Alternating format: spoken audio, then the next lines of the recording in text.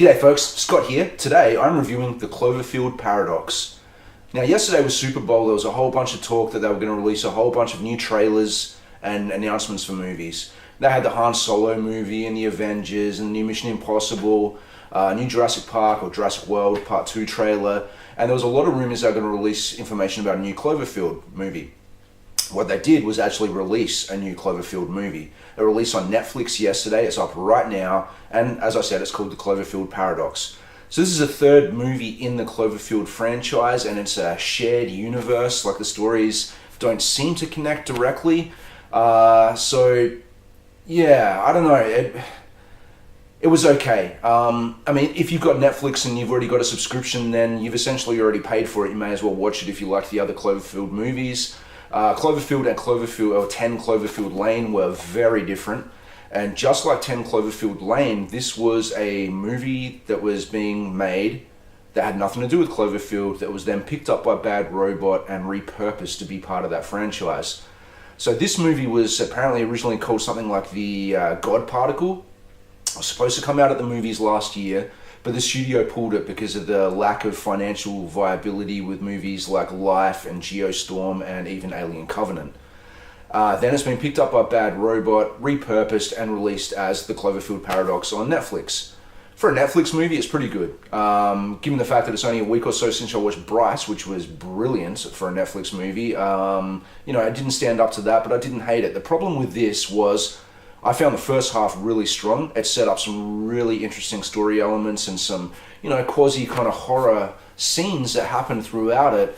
And then it got to just past the halfway mark and then kind of forgot all about that stuff and just became a real, hey, let's, escape and get back to safety kind of story, and left behind all those elements that made it stronger early in the movie.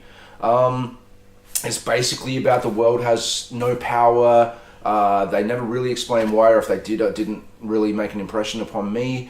They've developed this laser particle beam that they're going to fire off from some space station, and that's apparently going to provide power for the whole world and solve the crisis.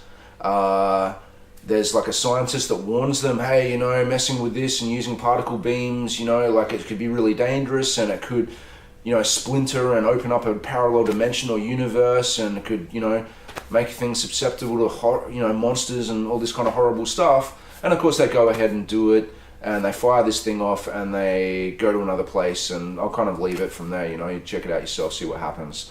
It was pretty well made. The ensemble cast, just like in Life, but with B-grade actors instead of A-grade actors, was fine. Like, everyone did a pretty good job in it. I don't know the actors' names, but it had like the bad guy from Captain America Civil War, and it had the gold chick from Guardians of the Galaxy 2, and it had the young chick from Crashing Tiger, Hidden Dragon. Everyone was fine. Like, the setup was fine. Like I said, there was some really cool elements that happened early in it where I was like, man, this could be really cool. I was really getting into it. And then, like I said, just after the halfway mark, it kind of forgot all that cool stuff and just went in the really safe, like, let's get home direction, and it just kind of lost my interest.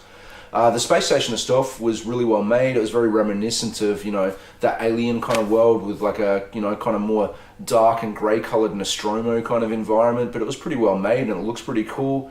Yeah, it was okay. Like I said, if I was reviewing this to tell you to go to the movies and see it, I would not be telling you to go to the movies and see it. But if you have a Netflix account and you got nothing better to do with your time, it's worth a look. I find it interesting that about a week or so ago I saw like an industry like sort of rumor thing where they were like, oh, Cloverfield 4 just finished shooting. I'm like, what are you talking about? Cloverfield 3 hasn't even come out yet. And then, obviously the penny dropped when this all happened yesterday. And I was like, okay, so whether Cloverfield 4 is going to be a theatrical release or whether it's going to be another Netflix movie, I don't know. But we'll wait and see. But, if you're going to the movies, there's better movies out there. If you've got nothing to do on a Saturday night, check it out. I'll be back to review Insidious later in the week. I know it's late for any of you who are overseas. It's already been out for ages, but in Australia it's only launching this coming week, so I'm going to go and see that in a couple of days' time, and I'll have a review up for that by the end of the week. As always, guys, thanks for watching. Please subscribe to this channel if you haven't already, and I'll see you next time.